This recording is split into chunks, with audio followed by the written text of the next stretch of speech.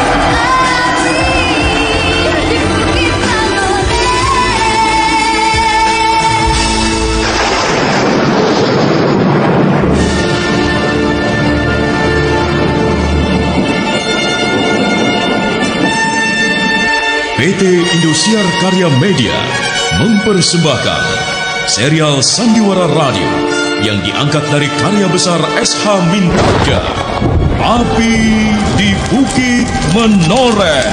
Api di Bukit Menoreh.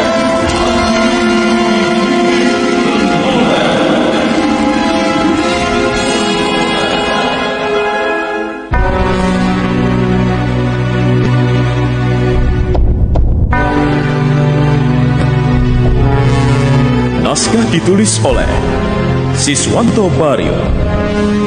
Penyelaras naskah A. Mustaq Jafar. Teknik dan montase Martinus. Penata suara Aslih Asmadi dan Taufik Hidayat. Penata musik Antonius Henry. Sutradara Bahar Mario. Musik tema Hari Sabar.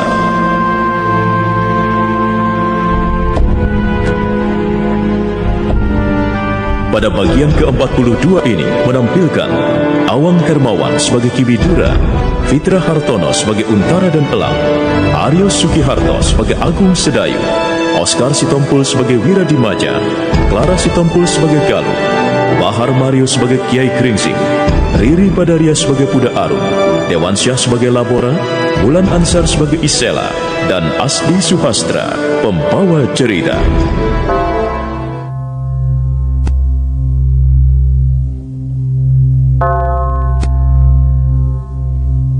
Pada bagian lalu telah diceritakan, Sidanti gagal mencelakai Sedayu lewat pendekar bayaran.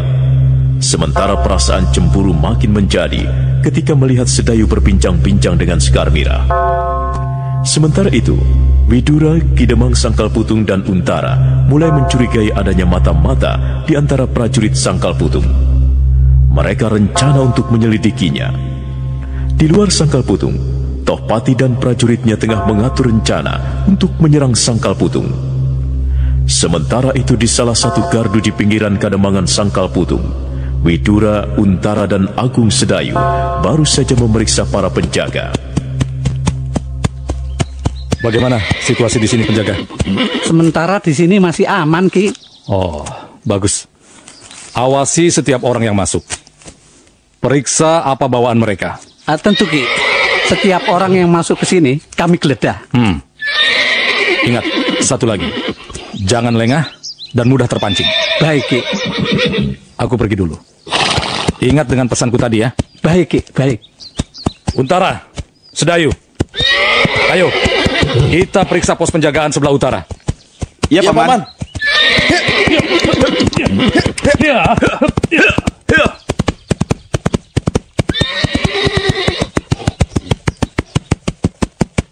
Pasukan Paman cukup membanggakan. Ya, mereka benar-benar prajurit sejati. Selalu berlatih keras dan berjuang tanpa pamrih. Syukurlah. Mudah-mudahan peperangan ini segera berakhir. Kita semua berharap begitu. Ya, kalau saja manusia tidak dibekali nafsu, tentu tidak akan pernah ada peperangan. Suratannya sudah begitu, Sedayu. Makanya manusia yang bisa mengendalikan nafsu, derajatnya akan ditinggikan. Suatu saat, aku berharap kau mengikuti jejakku, menjadi prajurit. Tapi, aku tidak ingin membunuh, Kang. Baiklah, kau tidak mau membunuh. Aku setuju. Tapi bagaimana kalau ada orang yang mengancam dan ingin membunuhmu? Aku bisa lari menyelamatkan diri? Mungkin kau bisa lari menyelamatkan diri. Tapi bagaimana dengan keluargamu? Keluargaku cuma Kakang Untara dan Paman Widura. Kakang dan Paman adalah prajurit-prajurit hebat yang tidak memerlukan bantuan orang lain untuk sekedar menyelamatkan diri.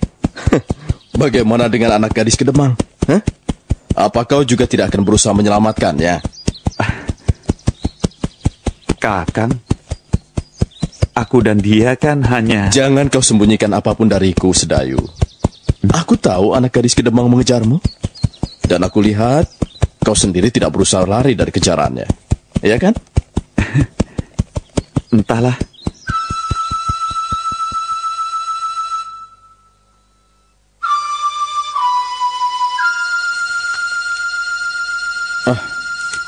Kawir, ya?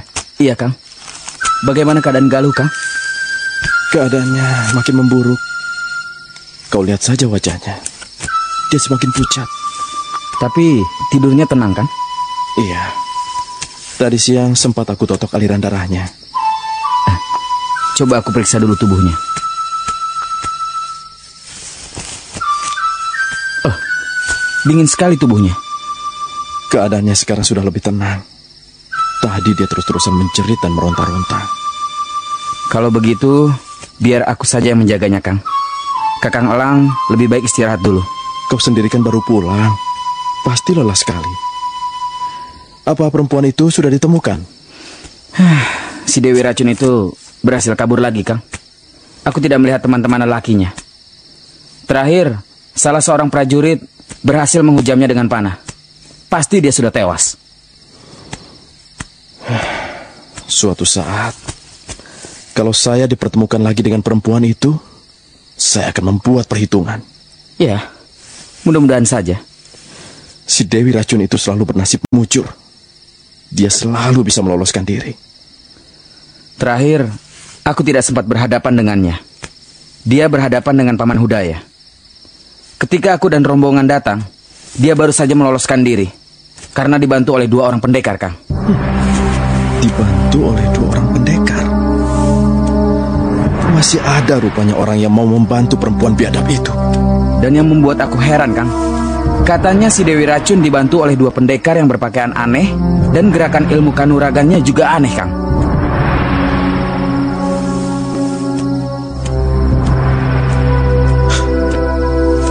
Labora dan Isela.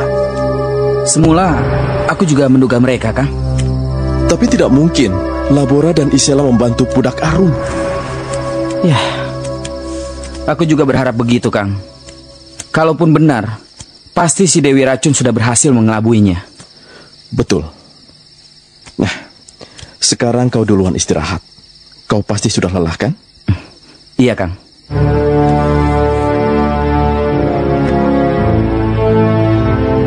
Wira langsung mengambil posisi untuk berbaring dan istirahat. Sementara Elang menyelimuti tubuh Galuh dengan selimut. Sementara itu di Gunung Gowok, Agung, Sedayu dan Widura tengah berlatih, sedangkan Untara duduk mengawasinya.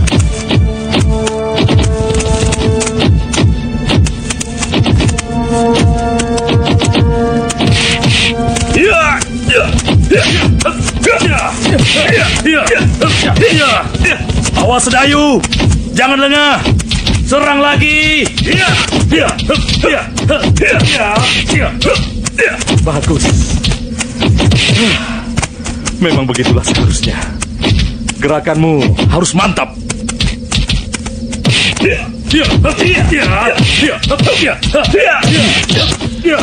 Gerakan-gerakan Sedayu semakin mantap dan terarah. Kelihatannya Paman Widura harus bekerja keras menghindari serangan Sedayu. Awas, Paman!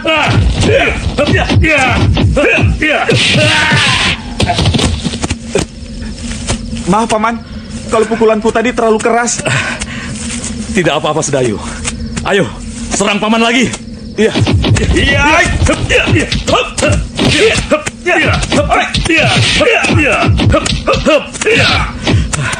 Bagus.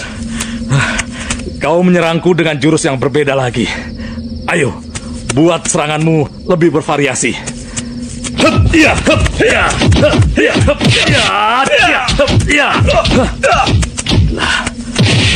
Cukup hebat serangan Sedayu. Aku mulai terdesak.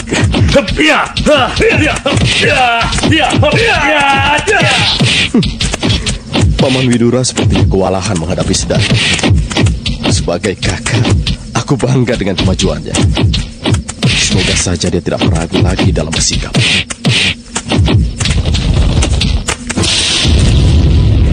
Kiai Gringsing. Aku cuma mendengar suara lecutan cambuknya. Di mana beliau? Barangkali di sebelah sana. Begitu tinggi ilmu tenaga dalamnya. Suara lecutan cambuknya begitu dekat terdengar. Tapi orangnya sama sekali tidak kelihatan. Kiai Gringsing! Terima kasih, Kiai telah datang. Kami memang sengaja kesini untuk menemuimu. Selamat datang di channel Sandiwara Radio. Selamat mendengarkan. Tidak ada jawaban. Apa dia sudah pergi lagi? Tidak mungkin. Untuk apa dia datang ke sini? Kalau hanya untuk pergi lagi. Benar-benar aneh kelakuannya. Kiai Gringsing! Kami membawa tamu penting yang ingin bertemu denganmu. Assalamualaikum. Waalaikumsalam. Luar biasa ilmunya. Tiba-tiba dia muncul di belakang tanpa terdengar suaranya. Kiai, ini Untara, keponakanku yang juga Senapati Pajang di selatan. Terimalah salam hormatku, Kiai. Suatu kehormatan besar. Aku yang hina ini dapat bertemu dengan seorang Senopati Agung dari Pajang. Kiai terlalu berlebihan. Justru aku yang merasa sangat terhormat bisa berkenalan dengan Kiai. Maaf, Paman dan Sedayu boleh melanjutkan latihan. Aku ingin bicara sebentar dengan Kiai Gringsing. Ayo, Sedayu, kita lanjutkan kembali latihannya. Baik, Paman. Tunggu, Sedayu. Ada orang yang datang.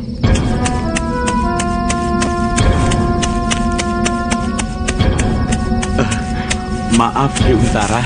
Saya datang menghadap. Oh, kau Telik Sandi. Betul, Ki. Saya datang untuk melapor. Katakanlah. Siapa laki-laki itu, Paman? Dia seorang Telik Sandi. Pasti ada kabar yang sangat penting sehingga dia menyusul ke sini. Kita dengar dulu kabar apa yang akan disampaikan. Begini, Ki. Menurut laporan orang kita yang menyusup di Jipang, Tohpati sedang mempersiapkan penyerbuan ke Sangkal Putung, Ki. Kapan penyerangan itu akan mereka lakukan? Menurut dugaan, tidak akan lebih dari 2 hari ke depan. Baiklah. Terima kasih atas keteranganmu. Sekarang kau boleh kembali ke tempat tugasmu. Amati terus gerak-gerik orang-orang Tohpati. Baik, Ki. Saya mohon izin pamit. Silakan.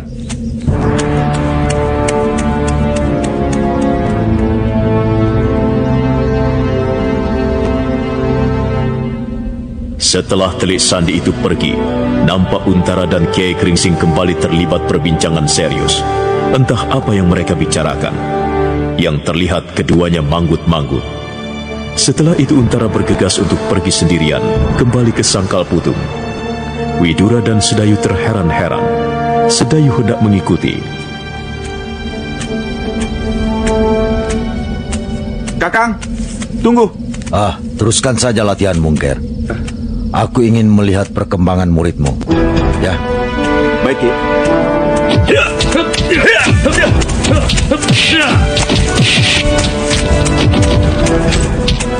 Kali ini Widura hanya tersenyum disebut murid Sedayu oleh Kiai Geringsing.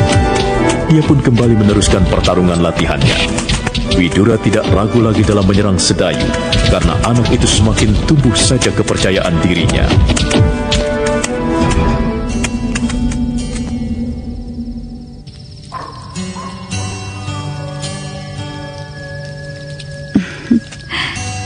Isela sudah tertidur. Ini kesempatanku untuk mendekati kakaknya.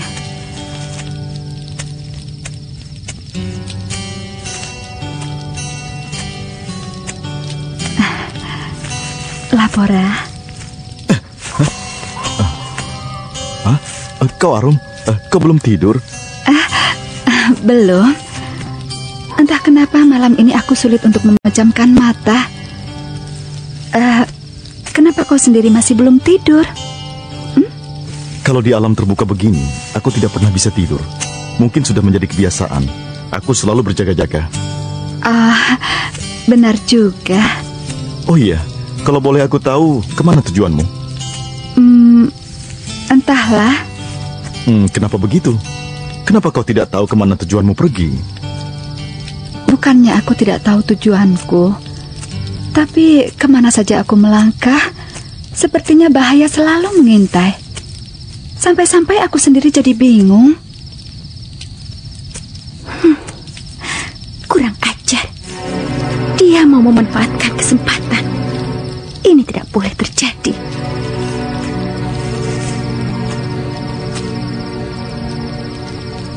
Kalau memang Nisanak mau, bagaimana kalau kita bersama-sama berjalan? Tidak perlu.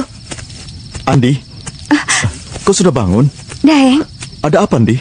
Aku mau bicara empat mata. Baiklah, ayo.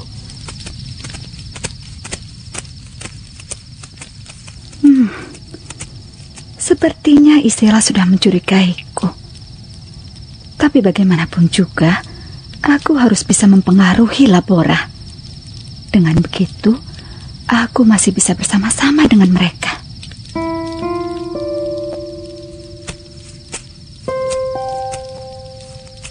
Nah, apa yang ingin kau bicarakan, Di? Aku tidak mau Daeng mengajak dia dalam perjalanan kita. Kenapa, Di? Nanti juga Daeng akan tahu sendiri. Kalau Daeng masih tidak mau mengerti, lebih baik aku pulang saja. Kenapa tiba-tiba pikiranmu berubah begitu, Di? Sudahlah, Daeng. Kita tidak perlu berdebat. Aku mengantuk. Aku mau tidur. Ada apa sebenarnya dengan dia? Kenapa dia jadi bersikap begitu dengan budak Arum?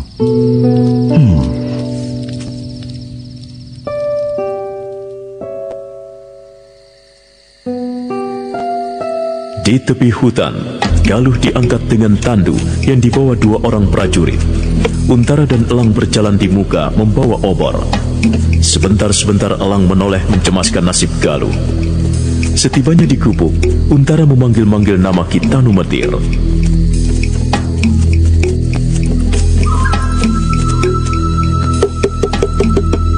Assalamualaikum, Kitanu Metir. Kula nuwun. Mungkin Kitanu Metir sedang keluar. Kita langsung masuk saja. Elang, baringkan saja Galuh di dipan itu. Baik, Ki Untara. Kitanu Metir. Kitanu Metir.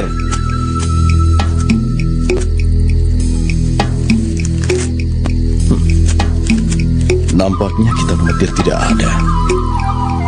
Kemana ya? Aduh. Sabarlah. Tenang, ya. Tabibnya sedang kemana, Ki Untara? Aduh.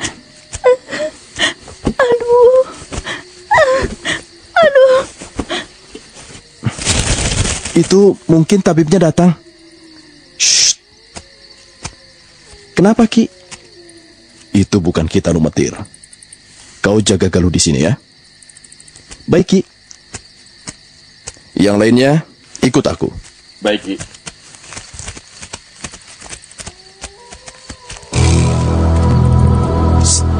Hati-hati. Cepat, siapkan pedang kalian masing-masing. Siap. Apa benar ini gubuknya Kitanu Metil? Iya, aku yakin. Kalau begitu, ayo kita maju.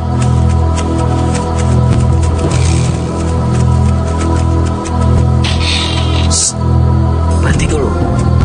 2 orang masuk lewat pintu. Baik. Kalian ayo jalan ke pintu. Sebaiknya aku langsung saja dobrak pintunya.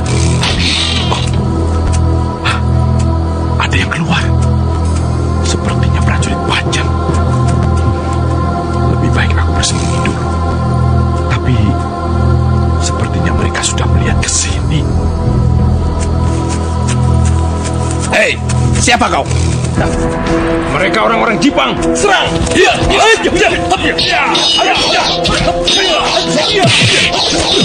Hei, cepat panggil kawan-kawan kita yang lain.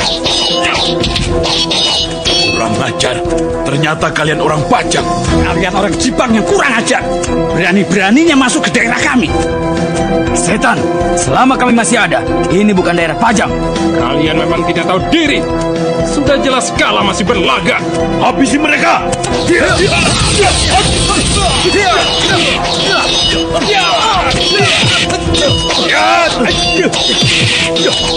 Siapa pendekar yang baru datang itu? Entahlah. Yang jelas dia bukan orang sembarangan. Lihat saja teman-teman kita sudah 2 orang yang roboh olehnya. Para penyusup tidak kenal takut. Mereka langsung menghambur menyerang Untara dengan kekuatan penuh. Untara agak kewalahan menghadapi 6 orang yang menyerang sekaligus. Untungnya kedua prajuritnya segera memilih masing-masing lawannya. Untara pun kini menghadapi 4 orang penyusup. Ternyata keempat lawannya itu sangat bernafsu, ingin menghabisi secepatnya. Berulang kali Untara harus mengelak atau menghindar. Tapi keempat orang itu terus mencecarnya dengan senjata-senjata mereka. Nah, bagaimana kisah selanjutnya? Saudara pendengar, ikuti kelanjutan serial Sandiwara Radio Api di Bukit Menoreh esok hari pada waktu yang sama. Dan nantikan tayangan sinetronnya segera di layar kaca Indosiar. Sampai jumpa.